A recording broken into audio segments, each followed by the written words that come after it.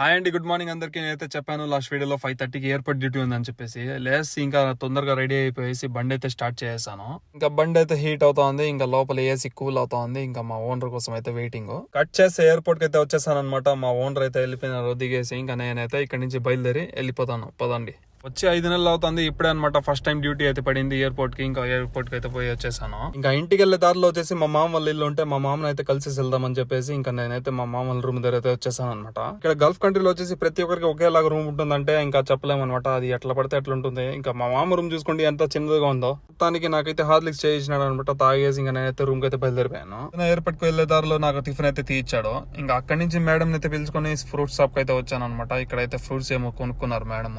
మళ్ళీ ఏదో డూప్లికేట్ బీగాలు ఏదో చేపించాలని చెప్తే ఇక్కడైతే వచ్చేసాను అనమాట. బీగాలు అయితే ఇచ్చాను. ఒక బీగం వచ్చేసి 5 రియాల్ అంట. ఇంకా 3 అయితే చేపించాను. మొత్తానికి నా డ్యూటీ అయితే అయిపోయింది. వీడియో ఎలా అనిపించిందో లైక్ చేయండి, షేర్ చేయండి, సబ్స్క్రైబ్ చేసుకోండి. నెక్స్ట్ వీడియోలో కలుద్దాం. By by.